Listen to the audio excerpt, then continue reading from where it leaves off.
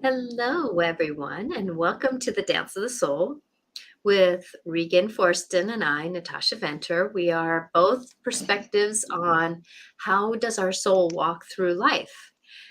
We are in a different perspective than some people, and then there's a lot of us that are the same way of thinking about it. I know there's several shows that are kind of like ours, but we have our own perspective about how we're doing things, and we enjoy it if you would interact with us. And we are live on Facebook, my YouTube channel, and Twitter. So I'm going to mention maybe a time or two because it is Memorial Day and there's a lot of people who are off, and we're grateful for anyone who wants to interact with us with interactions of perspectives and love.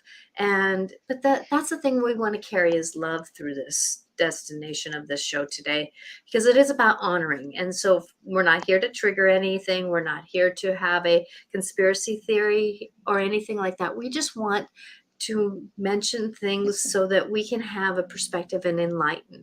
And our soul is that part of that enlightenment. And we're wanting to do that. So if you're on Twitter, please go to my YouTube channel, Natasha Venter, angeliclarifications.com, and you can make comments there because I don't seem to get comments on Twitter, and I don't know why. It's part of the politics. There again, politics is politics, and I'm staying out of politics. I just know the end result, the repercussion of it is that I don't get anybody on Twitter to make comments. So if you can go to either Facebook, Tasha Venter and Angelic Clarifications, or and you can share us if you know somebody who can listen to the show. Because today we're going to talk about grief, wars, what happens to our soul when we are in a conflictual situation. And I know that we in this last week had something that was just, it's unspeakable. And I'm really tired of having, the let's hold a space and let's hold prayers, because this is something that as humans we have to make a change. But we had, a very life-altering experience here in the States last week. And it's what happens to our souls when we go through the kind of trauma as we're leaving this world. And if we're having to make a choice, what happens to our soul when we are the one who is, let's say, if you're a sniper and you're in the middle of war, and you are the one that has to take out the main guy that's shooting, the better people in our perspective, and doing that, what happens to our soul if something happens with that? And why do we hurt so bad after doing something that is so against the moralistic rules? There's those struggles that we all go through, and me being an intuitive medium, psychic medium, who personal awareness life coach, who sees a lot of different perspectives. And I've had many lifetimes where I was on the war, I was on the battlefield. And so I go back to those lifetimes when I am talking about something like this. So I get it first vision in my past life. And I don't know if that makes total sense to some people, but it does me. And I know Regan, who does hypnotherapy, does therapy with a lot of people who have PTSD.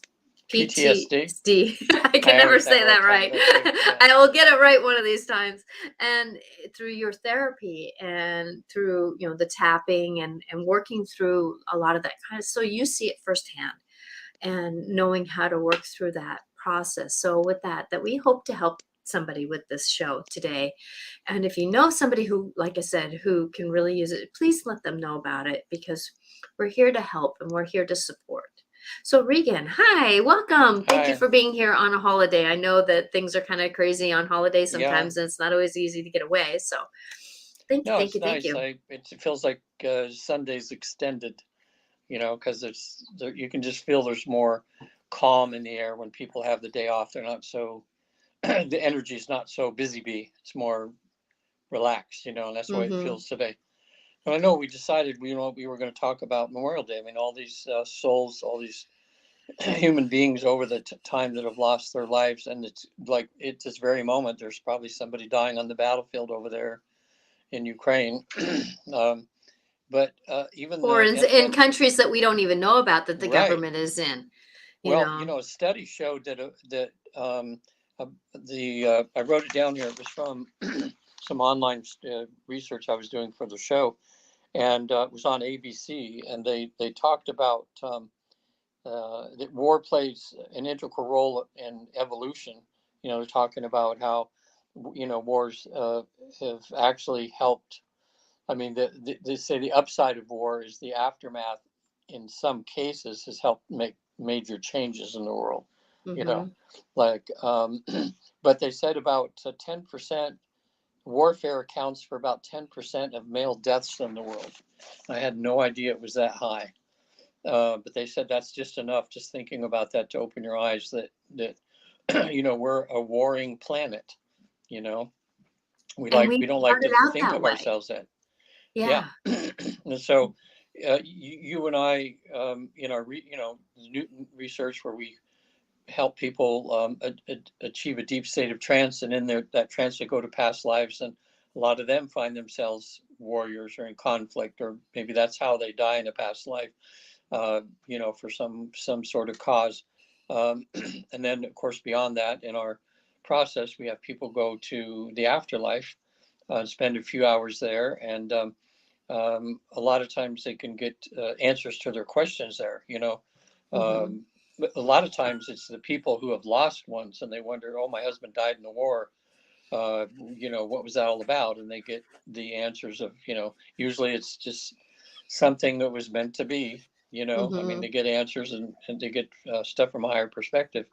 But you and I being here and this week with I mean, it was like a war going on in Texas there at the school shooting. It's like there's many wars, which Yes. is a lot of these mass shootings are from people that have different ideologies. Mm-hmm. And they get so wrapped up in that they do a one-man war on figuring that they're going to lash out. Well, Ukraine and Russia now is just the culmination of that on a larger scale, It you know, is. of free will versus being controlled. You know, so I mean I'm sure there's a lot more to it than that, but that's one of the reasons for the war. So it's just sad just seeing. I'm just thinking I'm sad for the Russian soldiers that are dying every day, and the Ukrainian soldiers that are dying. It's funny The because innocence. it's the worker bees that get killed. The people that started all this are just sitting back and and doing their thing, causing all that. I mean, it's so intricate. I don't even know. We probably could talk for 20 shows on the intricacies Of uh, decisions. of what happens, in war. Mm-hmm. But I thought we'd start off by realizing that war, when it gets down to its basic core, it's usually over uh, the way the two different perspectives of things sometimes, and I wrote down these from doing my research here too. And there's one person that really put it pretty good when he's trying to show how divided we are. We think we're one divided country, but even in this country, there's okay, I'll just name these different civilizations, put it. And one is the civilization of masculinity versus feminism. Okay, Mm-hmm. we got the male female war going on, kind of. There's the creationism versus evolutionism. You know, there's those two different ideologies. What's some wars have been fought over. Faith versus science is another war going on. Little war. Either you just go by faith that there's this metaphysical side, or you go by science. Sometimes that creates a divide. Mm-hmm. There's the theist versus the atheist. The people that believe in God versus the people that don't. There's the rural versus the urban.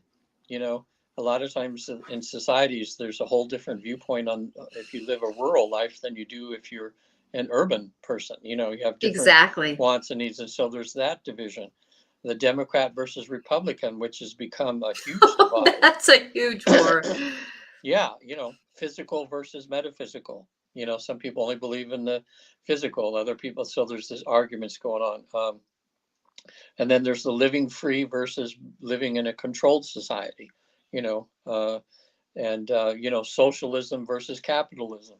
And anyway, there was about another 40 things that he was showing on there. And after reading it, you go, gosh, how do we get along at all? I You know? know, that's oh my gosh, yes, exactly. How do we get along at all? And then, as you're reading them, I'm going, well, I kind of stand in the middle of that one because I have a belief on, let's just say, was it the Big Bang Theory or was it, God, having a hand in creation? Well, Yeah. both. I stand in a lot of Yeah. the middle of a lot of those, and that's how I kind of negotiate my way through my perspective or whatever you want to call it. And it's kind of interesting how many people don't. They can't Yeah. get to the center of a lot of these things, and then that's why we have differences. That's why we have wars. Yeah. Inner And I mind war or probably, outer physical war. yeah, it's this division. But I think the growth in spirituality happens when we, like, for most of the time, we can agree to disagree with people, even though, we have different viewpoints, and we just get along in regardless of our different viewpoints. Even within families now, especially with the pro-Trump and the against Trump ones, some families have gone to war. You know, I had a client this last week, and she was talking about how her sister, um, just disavowed herself from the family because she was pro-Trump and everybody else was not. So she's not even talking to, it's been 2 years now. She's not talked to anybody in the family, So Oh no. that's just it's just a shame that we have to divide ourselves over that kind of stuff. But if we certainly do, and even those things I mentioned, people watching this now, they're going to, there's probably at least one of those things that they're really, oh yeah, that's me over here. And then there's Mhm. the other people over there, Exactly, exactly. And that's for me, I take the path that, our soul has a destination that it has to learn something in this lifetime. And many of us, it's about extremes. Yeah. Sometimes our life journey is about learning about extremes. And if you label in a lot of those definitions, that's how they play out is by extremes. And, looking at the bigger picture of why, sometimes when we get that, oh, I'm I'm seeing a why here. I'm seeing a part of the bigger picture about why is this truly happening in my life, or why am I looking at it this way? Well, sometimes it's that line learning the lesson for our soul, and Yeah. which kind of takes it. When I look at that, it's like, yes, I'm very realistic about what cause and effect I have on my world around me, and that's where I try to be gentle. It's like I was told the other day that I did something during doing something and I shouldn't have done it. I didn't do anything wrong, but I didn't do everything right. And so with that I have to look at that part that I didn't do right, but yet don't call me wrong either. So I'm finding that fine line about how I have to be responsible for how the ripple effect that I have on this world, but yet and fixing what I did, yet doesn't just understand the bigger picture was I was doing something for the greater good. Yeah. And I will try to do it differently so I have less ripple effect on the people that it did have a ripple effect on. If that makes Yeah. any sense? Trying to It not to does. pinpoint it, but yet trying to work my way around it. Yeah. And but there's not enough people doing that. And that's what's sad. Yeah. Well, I was going to ask you too. I was almost forgetting. My gosh, this school shooting that they had in Texas had to be very traumatic for you, maybe more than some people, because you work at a school, right? And Mhm. so, that's going to be a little bit more, when that happens, because, you work, gosh, I work at a school, I could be the next target.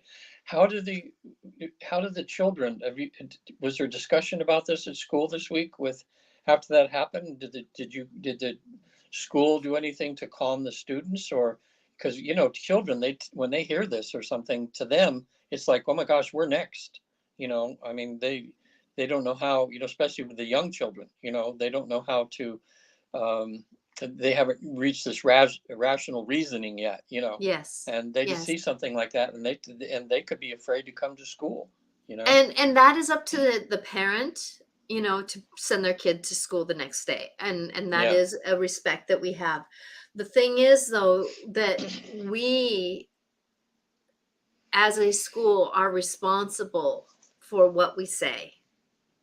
And we have a very fine line of walking this walk because of the fact that there again extremes. Some parents think we should talk about it at school, and some parents think we Yeah. shouldn't. And Right. so we really try hard to say we're sad that it happened, and we're not going to choose to talk about it at this time. That is a conversation you need to have with your parents. With your parents. Okay. Yeah. Because Or some again, or you see, or the teacher knows more, the family situation, so they may say with whoever's at home, yeah, or that kind of thing, because not every parent is raising their child. Sometimes it's yeah, grandparents, sometimes it's aunts or uncles. So with that we try to choose wording. Oh my gosh, talk about a fine line, doing that. But I know for us yeah, that we have already had our doors locked for the last like 2 or 3 years. yeah. So you have to be buzzed into our school. So we do have a comfort zone with that. Our gates Mm-hmm. are locked. Our Mm-hmm. gates are actually locked because we have certain classrooms that like to escape. So we have to have it locked. So it's not, you just don't twist a knob to get in or out. You have to do this to do that. So if somebody wants to come in, they have to think about how they're going to get in. Okay. Our gates, because there's 2 or 3 ways that you have to do things because of students who know how to get out the door. You have to make sure that they can't get out. And so with that Yeah. we do have scenarios to work through that, because we've had irate parents in our school, and we had to have lock-ins, where Yeah. you don't come out of your rooms, Yeah. and nobody goes to the office. The one thing we do say, though, is we don't say lock in. We say, you know, the office. Oh, the meeting is rescheduled. So the teachers know if we say the meeting is rescheduled, that's a clue that we just shut and lock the doors. Oh, okay. So that's a good So way. that the Then you don't kids, panic the children. and some children know that statement, but a lot of Mm-hmm. them don't. And it's just something that it would be something that we would say just over the intercom anyway, so that we do take things very much in respect. And I hope that a lot of districts do. That is how we manage it in our school. At least that's how I know. Maybe Yeah. some teachers that have a short little conversation about it, but yet we can't go into detail. Just like in when the war started in Ukraine, we had we had school students and or faculty that were from Ukraine. And so we try very hard to say, I honor what you're going through, and then we move on, because it's, unless Yeah. they choose to have a conversation with us, it's not our place. It's a Yeah. fine line. How do you walk in line? I mean, even for someone who just passed, what do you say? I mean, it's even hard sometimes to say when you lose somebody, how are you doing? Because that's just Right. a normal, and then you go, how are you? You can't say how you are today. It's No. like, because it just Yeah. comes out. Yeah. Well, see, look at we're talking about these different divides, and I can see it's funny. I hadn't thought about it. You mentioned how schools have to walk that fine line. It's like darned if you do, darned if you don't. Hmm. Your opinion of what, or the school's opinion of what they think would be best for the child isn't necessarily what the parents think's best for the child. So, Exactly. even you with good intent sometimes could come under fire. So that's an awful place to be, that way, Yeah, but it's it's it's darned if you do understandable. and darned if you don't, darned if you do, darned if you don't. It Yeah, doesn't matter what you do, because and that's why I think that, even dealing with masks, you have to go kind of with fallback. That's what the state says. You know, I'm Yeah. my hands are off of it. It's not my choice. It's what the state says. We're going by that mandate, because of the fact that if we get into personal opinions, that gets tricky. And, it's one of those things. So, but either way, going to, and I try not to do this, go to go to the energies that are in that school Yeah. and the vibration of the children, the vibration of the parents. And I'm talking about vibration because it is energy, and that's what I'm talking about with the energy. Yeah. And I send love and I ask for healing because of the fact that that is something that those students who did. It's not necessarily the students that have left that I'm worried about. Yeah. They're in good hands. It's the students that are left behind, that I'm conscious of. Yeah. And their fear and their acknowledgement of what happened, and I do hope and pray that as families that they go into counseling and they talk about it, because that's really Yeah. the only way you can heal something is by getting it out. Getting it out. Right. Yeah. I could just imagine with the children that were in that classroom, and you and I as therapists, in a way, that's, you just wish you could just go right there and help every single one of them, get through Hmm. that, because they've been through something really, really difficult, something that other people never have to go through in their entire lives, Yeah, in exactly. that too. So yeah, it's difficult. Even when they're doing this argument on, um, Black Lives Matters, people talking about school, or the what's the big one now, the critical race theory, that's it's just frustrating. It's like some people want the truth to be told, and other people say, no, don't tell them the truth, because, we're going to harm, the truth is going to harm you. I'm all about, well, as tough as it is, I think in most instances, truth is the best thing, uh, but everybody doesn't agree on that. So, Well, and two, and I'm going to talk about this as, you know, what is really the truth that happened?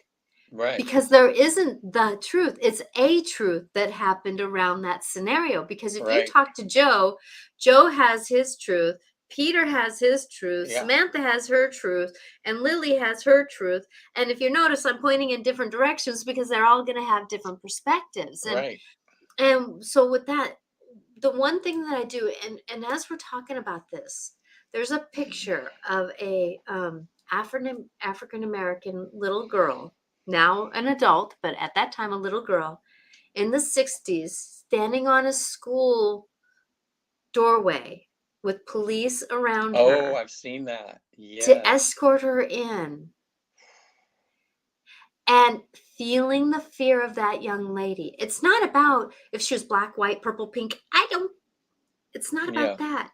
But what impact did that moment have on her soul, on her brain, on her emotions, on her, upbringing? And, we all have these energies that go on around us. And it's amazing how these impacts. And now let's go back to, we've kind of gotten off, but Memorial Day, you Right. know, I made a statement, a video last night about how honoring all that went through this. Even down to the deciduous people who spoke a language that nobody else would know, and the Asian the Asian culture that went against their own people because they were now Americans, and the struggle that they had now passed because they were in war. They're going back to even the Civil War, and you go back to those lands back there, and you still see spirits walking. You still see spirits walking, and you wonder, are those real spirits, or are they people, or are they, just timestamps?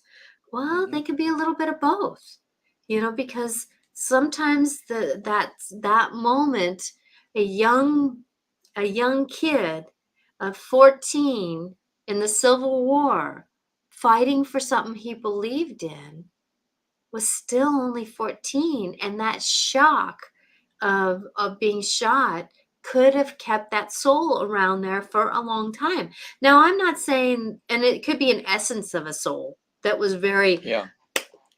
so let's say that if it's a timestamp, then that there's an energy of that soul that's staying there. It's kind of like the only way I can explain how is when, and there's a cliche word about having soul retrievals, where in this lifetime, where like I went back and grabbed a part of my soul when I was a little girl and there was something scary that happened, and a part of my soul stayed there in that age group, and I had to bring her forward to me being an adult. And that's the only way I can explain this kind of scenario with the souls of maybe a 14-year-old who was on the Civil War, in the Civil War, and now a part of his soul is walking. Now, does that mean that he's not up in heaven? Yes, he's up with angels and loved ones, and he's probably reincarnated about 16 times. But there's probably a little bit of a soul that stayed back there. And I can tell you that that's part of, like, for me, what I did, because my parents, with their illnesses, I went back through generations of mother, father, father, more, and through the womb, and healed a part of my um, lineage to heal my lineage now.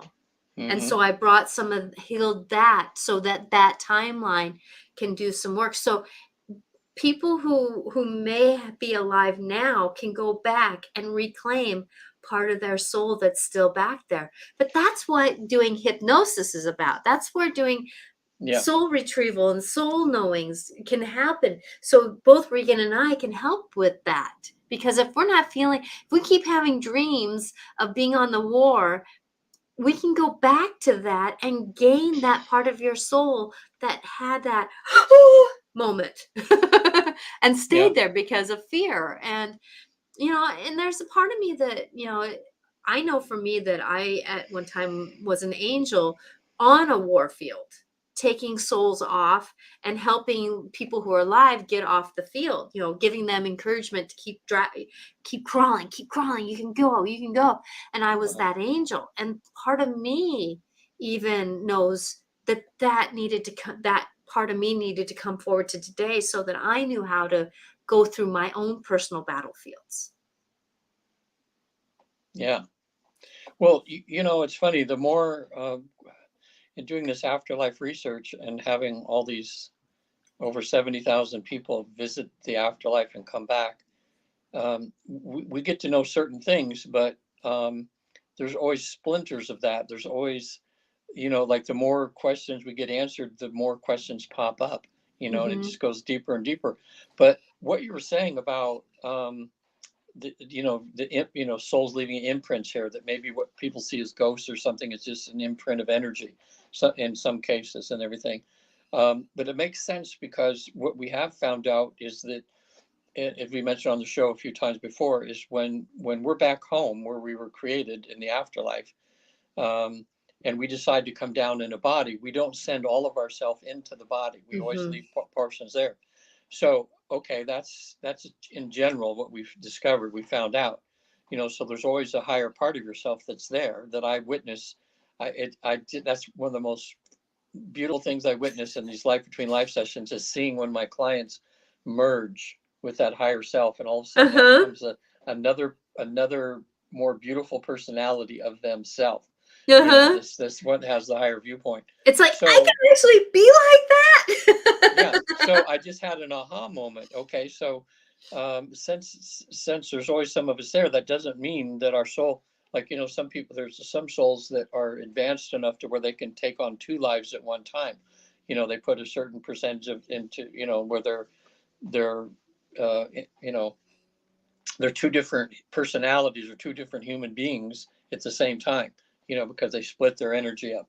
Mhm. And that's very hard to do sometimes, because if they're in very difficult lives, they only have 100% of their energy. And if they split it too thin, they can get, we've had some Yes. cases where they've gotten themselves, uh, you know, they've overloaded themselves with what they thought they could accomplish. Mhm. But so when you just said that about the image, I'm thinking, well, um, let's say that 1% of is still left here as that image, that hasn't all the way gone back home, hasn't integrated with the higher self yet.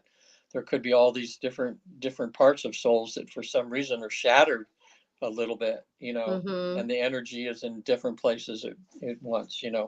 So I don't know. It's just this stuff's interesting. It is, Uh, and us being human, it's like I watched Doctor Strange, the new movie. It's out in theaters right oh, now. was that good? Metaphorically, it was a great movie. Yeah, Because there was a lot going on behind the scenes. A lot going on, and I enjoyed the movie, but I enjoy those movies because it really kind of says, That's my world I live yeah, in." You know what I mean? It's the world I live in, and he really talked about how we have these, like he said, I don't want to give the movie away, but well, there was a girl that can jump into different dimensions, and he says, well, I can find myself in this lifetime, and then this lifetime's lifetime, or it's like the language that how the Marvel movies, they yeah, kind of make jokes out of things. And but it was interesting how that there was these different stories that were going on in these different lifetimes, but Doctor Strange was still Doctor Strange in all of yeah, them. yeah. hmm He That's a might good do a way to little bit put it. of this Right. or a little bit of that, and there was a different play that came in, and I don't, like I said, I don't want to give the story away, but it was interesting how, when I know for me, when I was doing some healing work on me for lifetimes, that I got an image of all the lifetimes around me, and of me playing a role, and I had to go, sorry, cancer not in this lifetime, sorry if it affects the other lifetimes. And Yeah. they're probably saying the same thing with me, because this lifetime is the one I'm choosing not to have that with. And I will know if that works the day that I pass, and go on, if it worked or not. But yet right now it is working, and I know that, for a fact. And so with that, moving forward, so doing that, those ripple effects. But going back to this Memorial Day, because we keep going off. Yeah. This Memorial Day, going forward and honoring the people, and in my video I even included the family members, the wives, the husbands, the the other half, the ones that hold space when people are off in war, that they come home and they're the ones who take care of the families, and doing that kind of thing, and or the parents who have lost people of war, and why do we have such a calling to go into those wars? Yeah. Why do we have such a calling to be police officers, to be firemen, to be, and I include them, frankly, I include them because they are fighting for Yeah. our freedom. They're Right. fighting for us to be safe. So I include anybody who has done something to keep me safe. And so with that, why do we have the callings to be this people? Why do we strive so hard? I mean, I've known kids that they're going to be in the military from day one almost, Yeah. They just you seem to be know? born as warriors in a way. Mhm. It just seems like you remember we had someone on the show recently, and it was a man and his partner, and his partner was from Ukraine, and Oh, he was yes. leaving him, remember? And Uh-huh. how It was in the comments. Yes. yeah, he knew he just had to go, and his partner had lost his brother just a few months before, and he was Mhm. worried about his partner going to war and dying over there. And yeah, it makes me wonder if he's over there doing that stuff now, what's going on? Yeah, But exactly. some people, you just know what you have to do, and like sometimes men that go off to war and leave their families, and they go, well, why would you leave your family? You can, what if you die, and what happens to them? Somehow, if it's your destiny in a way, or it's just something that you have to do, you just have to do it you know Mhm. and And I can say I the same thing about us, like, you yeah, probably right now could not see yourself doing anything else. Yeah, right. Right. And We're for doing what we have to me, do. yeah, for me, I've been on this journey of being a counselor, a life coach for many people, and being a voice for the universe of love, and I've had that calling for in me for most of my life, you know? Yeah. And when I didn't recognize it, my life was leading me this way. And so with that going forward and managing how we are, that we have these callings, and I'm grateful when the families can honor that. It's not Yeah. easy. My love goes to you. It's not easy when you know that somebody might not come home. Might not Yeah. come home. Well, let me ask you a question about mediums again, because I, I'm so happy to have met you, and to, you're the one that really solidified me believing in mediums. I kind of always did, but Mhm. there's still that part. You're still fighting that indoctrination. That mediums are somehow fake and all that stuff. Yeah. From grown up Catholic and that sort of thing. So I had to overcome all that. But I guess, and I understand every medium's different. Everyone's connected in the same similar way, but you each have different things you might be better at than another. But And that I call that personality. yeah, We all have a core personality. And so, how does the message come through us as a personality? And then that leads on to a different aspect. well, when I read years ago Conversations with God by Neil Diamond Walsh, I believe, Hmm. he's been, read those books, which really helped a lot of people. And he just sat down and would start asking questions, and he would just get these answers. Now, in a sense, he was being like a medium, right? He was getting these answers from a higher source, or even himself. Maybe he was accessing his higher self or something that way. But is that a little bit like what you do? Like you're doing just in a little different way what Neil Diamond Walsh did, when someone will have a question for you, and then you hook in and you get the answer. So in a sense, you could write a book. I mean, let's say you had to ask the same 100 questions that he asked about God, and then you would just, in a sense, be able to write down the answer from what you're getting, right? Hmm. So it'd be very, very Exactly. similar that Exactly. way. Yes, because I'm very connected to my higher self. So there's a lot Hmm. of knowings. I call that's that part of me that knows what to do. Hmm. Is my higher self that's very involved in my life. And then I have angels and guides and these whispers of, I call them flybys.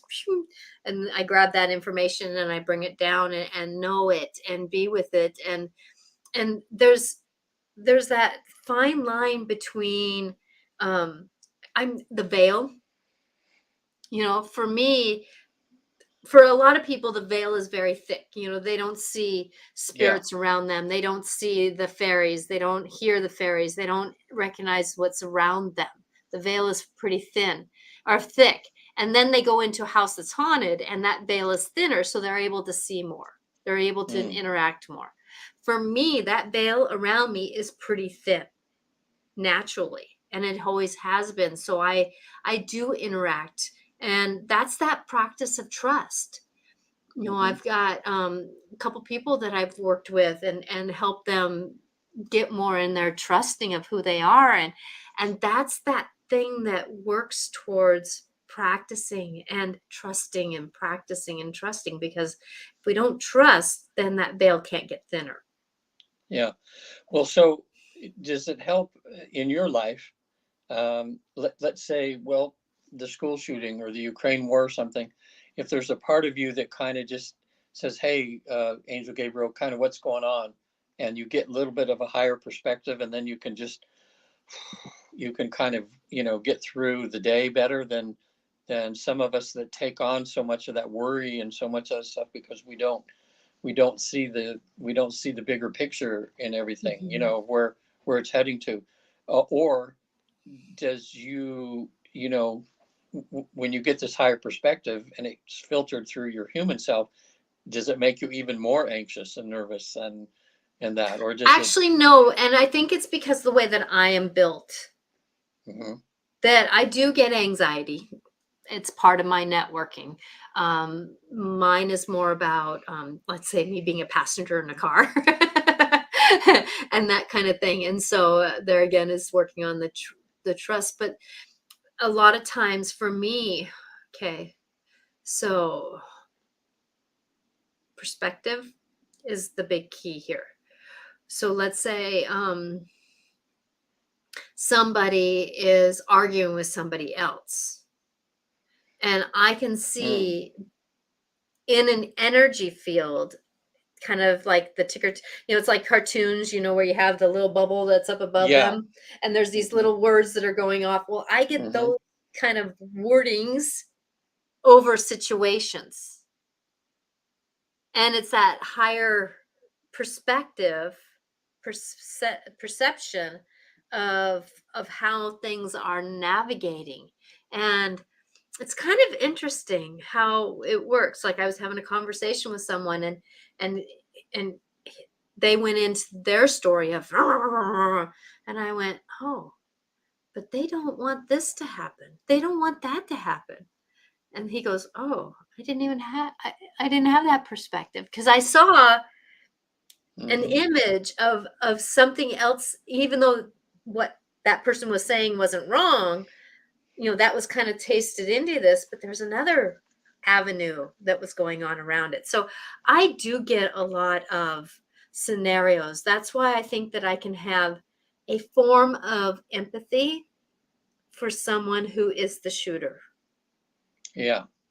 And a form of empathy for the parents of that person. It doesn't Yeah. make it right. I'm not saying it's right. Right.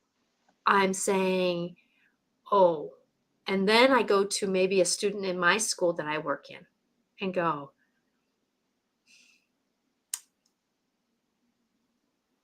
what can I do to change Yeah. the path? What can I do to change the path?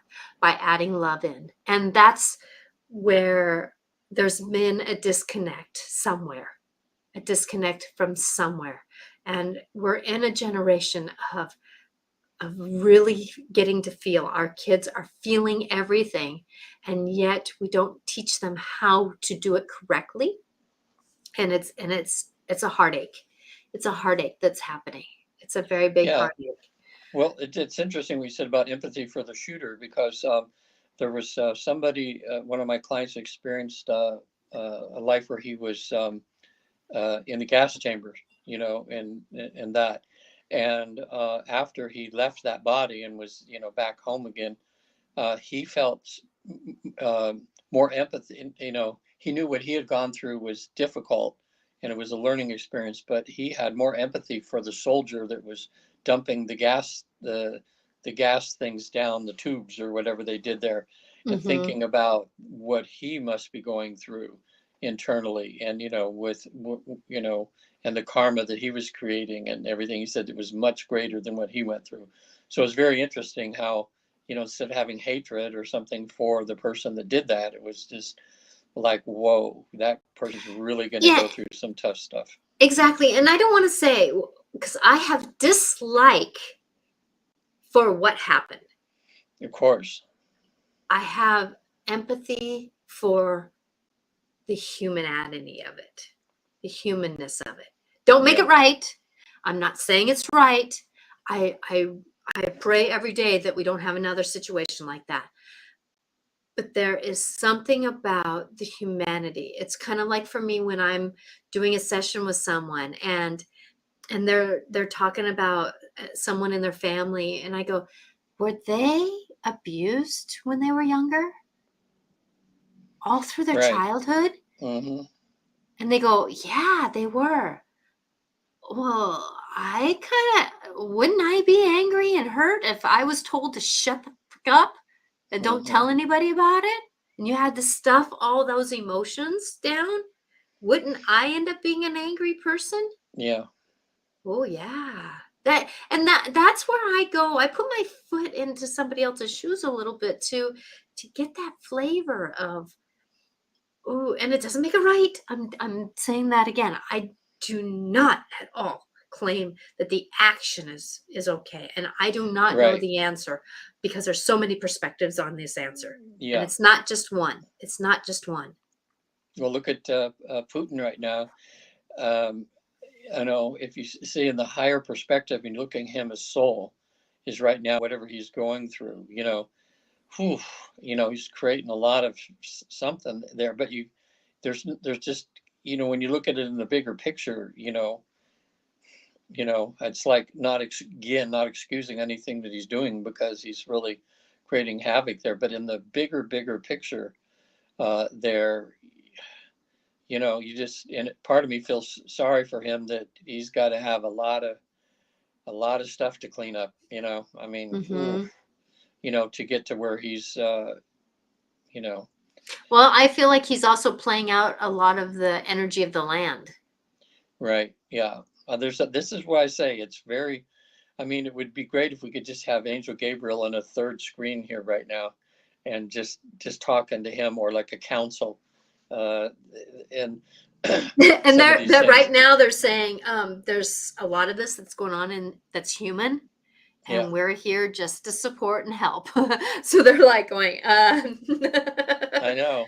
it's not necessarily right or wrong. Yeah, And that's the thing is that we have to be careful of how do we play through this. It's about um, it's about being kinder to others, seeing that there's a bigger ripple effect around us. And if if I can do that, then that helps somebody else to do that, which helps somebody else to do that, which helps somebody else to do that. And yeah, that ripple effect can go along. And it's not saying that we're ever going to get along. We're going to always have difference of opinions. yeah. But how Well, can we get a little bit nicer about them? yeah. I mean, it's differences that cause change. And that's why souls, like what we found in the research, on the other side, everybody gets along, in heaven there, and they decide to come down here to have conflict and everything because it creates a lesson and a greater, helps them evolve greater. In a sense, I think, well, if everything's so perfect up there, why do they even need to come down and be imperfect to go back to be perfect? I don't, this thing that just, it's just the way that it It's is. a And I don't quite understand. hmm. Yeah. It's called evolution. Well, It's called evolution, and yeah. we don't. We can be fine, but that's what our soul is for: is to wake up. Yeah. You know what helped me to kind of understand in my, because I like to look at everything in a simplistic way to help me to understand things. It's like now, hey, I have a beautiful life now. I'm just totally happy and everything. But last year I took a course in the quantum healing thing, and I could have just stayed the way I was, but I took a course on that, and now I feel like I'm a better human being because in my sessions I can include one more thing. That doesn't mean I wasn't just fine before, but I decided to take another course because I wanted to learn something. I wanted Hmm. to understand more. So that's the way I kind of look at the souls up there, as they go, wow, I'm just fine up here now, but what if I learned to do this? Couldn't I even be better? You know? And then Yeah, so they and it's decide to not. come down. And I'm gonna change the word from better to more enlightened, More more enlightened. Okay. awake, more more 3D 360, more Yeah. 360, because many of us are 180 of our knowings, and we got a little bit more a wake up. And because I can have an understanding that, let's say, when I was the soul that was first plunked off of the greater, I'm going to call it, and I was light, I had a huge knowing, but I had no physical application to apply that knowing to. Yeah. Which means that I didn't have it's that, it's that same story of why do I keep going over the same story over and over and over again? Well, I keep going over the same story because at different times in my life, I have a different perspective or a bit different perception of what's going on, and I can do a different learning application to it. Yeah. And Well, so it's with that, funny. then our Yeah. soul needs that evolutional enlightenment of there's many times where somebody will say something, I go, oh, thank you. I know that knowing, but putting words to it gives me a different understanding of it. And there's that enlightenment. It's that I'm feeling more of a whole, or I call it a puzzle piece. It's putting a puzzle together, and you constantly want to put that next puzzle in, because there's Yeah. that making a fuller picture. Well, if we don't go more enlightened, we're not going to finish our final puzzle piece. And I don't ever know when our soul is done coming back to earth or onto other planets or doing other work. I just know that when it is, it is, and we become. I understand that I'm an angel sometimes when I am in human form or not in human form. So some of us are working our way towards that, and it's not a. I don't want to say it's a reward system. It's not. It's just evolution. It's the process of understanding that we are light, but bigger than that, more than that. We have a bigger, because I have an understanding my soul has a mind, and that mind soul uh, is loving the moments, Yeah. because of the Hmm. fact that it's that, oh, I get it. And it's not the get it of putting the nail on the piece of wood. It's not that. It's the application of the power that it takes to put the nail into the wood, and seeing the wood split to hold on to the wood. It's that wholer picture that comes out, and that's what our soul's looking for, is the fuller picture, not Yeah. right or wrong, the fuller picture. Yeah. I just, as you're talking there, I just got the title for another book. It's just called the 180 Perspective: A Key to Enlightenment. It's about how, we have the way we're looking at things, but if we turn around 180 and look at things from that perspective, it's a whole different life. It's a whole different thing. And that's what relation we could do a show on that, how, in other words, that's where the growth comes, is being willing to turn around and look at that other side, you know Mhm. look at things in a whole different, the mountain from a whole different side, Exactly, and and it's like the point of you don't have to put your foot in both feet in somebody else's shoes. Try putting one foot and right. they walk one step, you make one step. They walk one step, they make one. And it's interesting when you take that perspective of, or perception, I always forget which one is which, but um how do you how can you walk? It's like the three-legged race. It's like Yeah. walking together and having a different having a perspective of how do you do that together. Yeah, that's interesting, because you watch kids in a three-legged race, and the first time they do it with somebody, they're falling down, boom, boom, boom. They do it a second time with the same person, and they get to the finish line much quicker. They do it a third time, they're like in unison, Mhm. boom, boom, boom, that way. So it's a little bit like that, you know. Mhm. So yeah, so all these people that are dying all over the world, there's 10% of men who are dying in some sort of, having to do with war. Um, I guess on the upside, if there is an upside, when you look back, you can see how revolutions have actually, like the French Revolution, the Civil War that we had Mhm. here. Look what all those people had, over 50,000. No, excuse me. I think 500,000 died in the Civil War. It was I don't know the horrific. numbers. Yeah, it Yeah, it was was horrific. it was it was really awful. But you would have to look back and say, okay, having gone through that war, we got to a better place. Because the two ideologies came head to head finally, and an explosion happened. It would be interesting to see, wouldn't it? Now, I wonder if someone would have guts enough to do a movie series on that. Like, what would have happened if the Confederates have won? What would our society look like Wow. today? Wow, wouldn't that be crazy? That just gives me the chills, you know. But like they did the Man in the High Castle. Did you see that? It's like the Man in the High Castle was on Netflix or Prime. I forget which one, Prime maybe, but it was a series. It was like the world after the Nazis won World War II rather than we won it. So half of the United States was run by the Nazis and the other half was run by the Japanese, you know, and they had a demarcation zone of about 180 miles between the two, which was the free zone. You know, people would escape to that free zone to get away from both.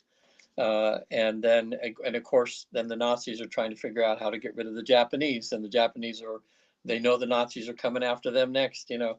But it was it was a very good series of just, you know, It's what like, would have happened? wow. And that, but that, you know, that's what's so interesting is on a different dimension, that actually happens.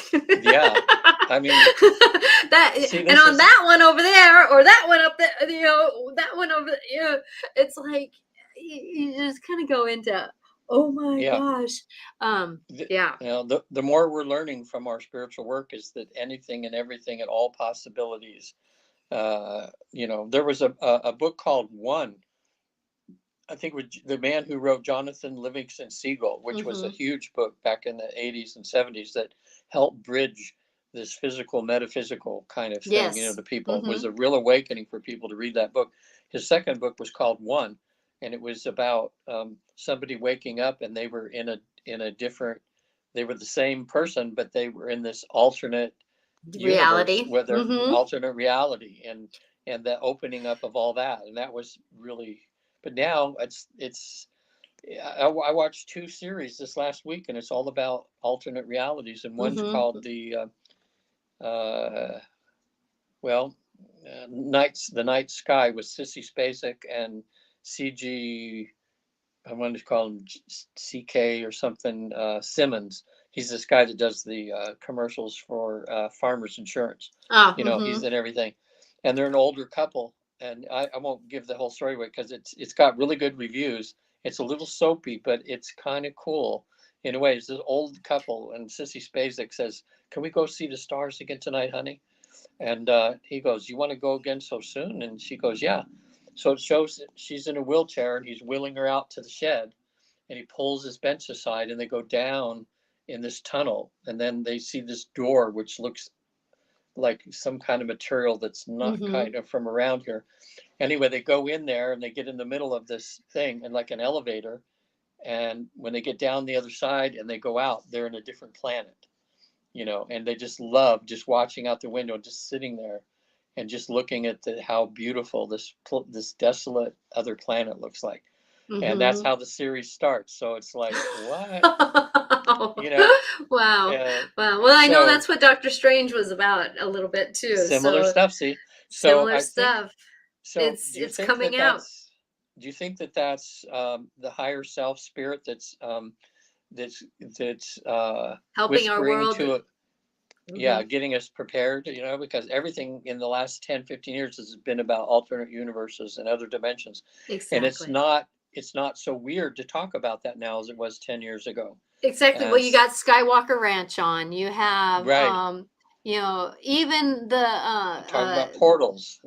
and talking about portals and you know even you know you're talking even you know a lot of these things are on discovery channels that are you know even talking about finding all these treasures you know and what we know as a reality didn't always happen you Yeah. know because what our history books you know I my husband watches the and I watch it with him the where they're looking for the on the Saskatchewan island Oh, I'm up not in familiar with that. yeah it's the last lost treasures of he's I can't ask him but and yeah and we're on like the 10th series you know year or not the 10th year of it but the you know it's getting up there where it's like they're not finding the treasure but they're what they're Oh, finding I know is what you mean. Yeah.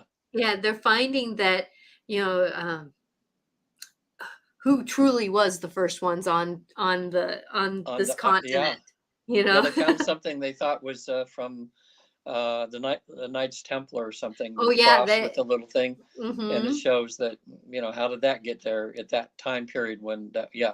So it is They're looking interesting. at now 1400.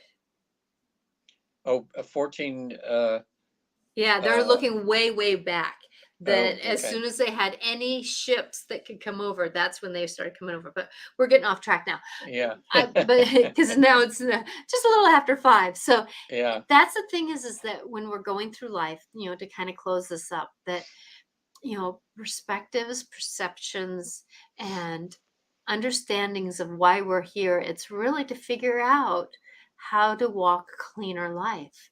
And not everybody gets there. And my love goes to you. And, I wanted to say that on this Memorial Day, the angel, I have Yeah. this angel, and she's beautiful because she stands in front of the flag, not behind it. So she's saying that I stand with you to walk with you. And so call upon the angels.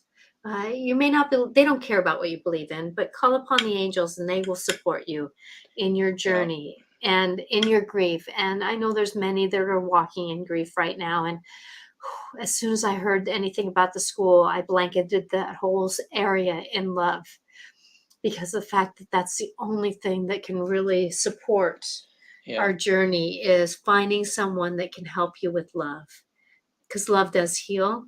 Sometimes we have to Yeah. trust that love can heal, but love can heal. And my love Yeah. goes to you. Yeah. And let me finish up with something like that too. That was good. We have once a month, we have what we call West Coast family dinner, because we had a few niece and a nephew that moved out to San Francisco area, and one from Colorado, one from Kansas, one to work for Google, and the other Mhm. one's not employed at the moment, but he's finding himself. So he came with a friend, and they've been room sharing. So anyway, since we have two family out here, once a month we invite them over. We talk about how they're doing and what's going on, and then we invite a family friend to come. It was another psychologist who's become like family to us. He's one of Patty's best friends. She was on the show, I think, one Mhm. time with us, and she's the nephew. We were talking about all this crazy stuff going on in the world, and he had a certain viewpoint that he had, which was a little different than some of the other people at the table. Well, our guest made a very nice comment to him before he left, and I thought it was so nice of her to tell him. She said to him, "I really like how you are able to express your viewpoint in that in a very logical, non-threatening way, easygoing way." He says it makes it so much easier for me to listen to you and to Mm. try to look at your viewpoint. So Mhm. everybody out there, try to think about if you're one of these us versus them in a certain viewpoint of thing, even if it's the abortion thing or that's a Democrat Republican thing, then you have a viewpoint. Don't push it on somebody. Just find a way to talk about your viewpoint in a very calm, in a very loving Mhm. way. And that's the best way for other people to hear your side of it, in case, who knows which side needs to look at the other side. We talk about this 180 thing. But if we both put ourselves one foot in the other person's shoes, as you said, Mhm. that we may not agree all together, but we'll get along and we'll see all the different viewpoints that there are, and then that'll help us to be better somehow. Mhm. I really try to stand in the middle, wherever middle is, because middle's not always in the middle. Yeah. The middle's not always in the middle. Well, I've always learned or heard from very spiritual people that the middle way is the best way. Is the fact that you're not creating any karma. In a sense, you're Mhm. becoming balanced that way to, Mhm. to look at both sides of things, and that's Making decisions, but in those decisions of being more, like me making the statement, I know that I didn't do something wrong, but I know I didn't do everything right. So how can I yeah, fix what I didn't do right? But then I'm not taking on what I didn't do wrong. right. So it's that fine line between I admit, and yet I'm still going to be me.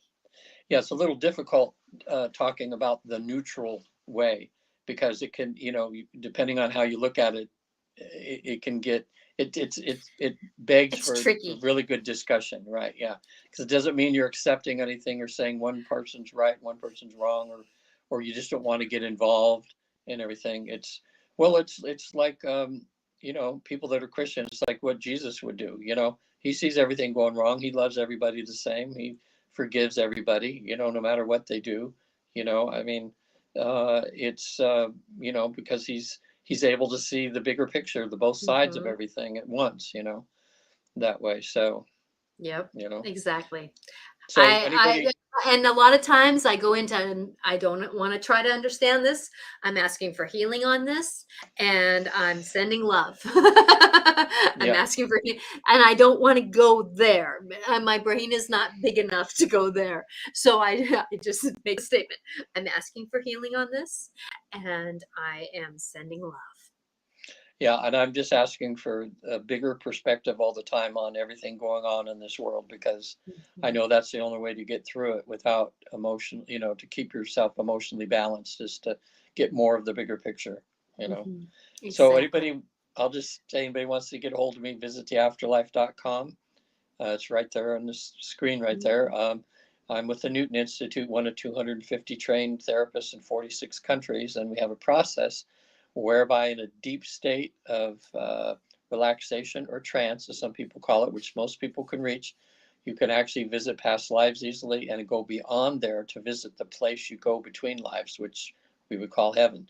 And it sounds crazy, but to some people still, but not as crazy as it used to be, because we've had about 70,000 people do it, including me twice. And you just this is where you can get a bigger perspective of why you were born, what your mission is, why you chose the people in your life, and what's going on. Mhm. And Natasha, I know Natasha helps some of my clients too, because on the other side, they get a lot of information and they have to come back and process everything. And some of them have called Natasha to get a little more perspective on what they learned from the other side. So, we all working together here to do the same thing. So, Natasha, what about you? How can they get a hold of you? You can reach me at angelicclarifications.com, and I love to support people in getting the bigger perspective, and getting the bigger perspective perception, because it's about belief systems, that we're in this moment of finding out those truths, and we're all waking up to a truth that maybe our past family truth didn't isn't feeling as comfortable. It's like a shirt that's not feeling as comfortable anymore because we've changed a little bit underneath it. And so it's not about changing who we are. It's changing the perspective or perception, or doing something that is working for ourselves. And I'd love to help people get there. So you can reach me at angelicclarifications.com. And we are going to be here, not next Monday. Yeah, we won't be here next Monday. We will not be here next Monday. I will be flying home on Monday. So I will not be here on Monday. And Regan has chosen to take that week off I'm too. gonna be. I'm gonna go golfing. You're going to go golfing. You're going to go golfing. And are you going to be on my show on that Wednesday, Yeah, or? I have it Okay. down. Yeah, and we're Okay. gonna So be talking next, about. You're right. yeah. Go So ahead. next Wednesday on Life Clarifications with Natasha. Wednesday, it's the first Wednesday actually of June, that Yeah, Regan is going to be my guest, and we're going to be talking about hypnosis. And I'm going to interview him like he's my guest. yeah. We're So, gonna be talking about the oh gosh, the dozens of things we found in our research into the afterlife, and comparing notes and stuff. It'll be fun. it will be fun because usually we're co-guests here. This time he's gonna be my guest. Yeah. Um, so next Monday we will not be on air, and then I'll be on air this Wednesday, and next Wednesday, the first First Wednesday. Wednesday. Oh no, it's the second It's the second Wednesday. I Oh, it apologize. will be. Yeah. It's the second Wednesday of June. Regan will be on my show. So Yeah. thank you all. Welcome. Usually we're here every Monday and Wednesday at 4 o'clock Pacific time on Natasha Venter Angelic Clarifications, or my YouTube channel, Natasha Venter Angelic Yeah, Clarifications. and if you're seeing this video a year from now or 2 years from now, whatever, however it's on there, and you have any questions, we both have emails at our website, so you can Mm-hmm. go there and ask questions. I'll be happy to help you. And also, too, I have a regular therapy practice specialized in PTSD, fears and phobias, anxiety, depression. And so if and it's there's so many great techniques that we have now to help you with those kind of things. And it could be done on Zoom just as well as in person. So, And thank you, Veronica. You are a gift to be here. uh, So thank you guys for coming on here tonight. I yeah, really enjoy your appreciate rest you. of your day. Enjoy your rest of your day. You too. And may the week of everyone's life be blessed and filled with some way you can see that this is it is a gift to be here on this Yes. planet, even through the struggles. And Even through the struggles. You're right. even through the struggles, it's worth being here, because I can tell you that that one night that I had a rainbow that lasted outside my front door for almost a half an hour, at the same time the thunder and lightning was rolling, it was an interesting perspective on how Yeah, life, there's always going to be a rainbow behind the storms. there is. So blessings to everyone. Thank Yep. you for See you next everyone week. who is working for us to stay safe. And thank you for all who did help us be safe. Blessings. Bye. Bye.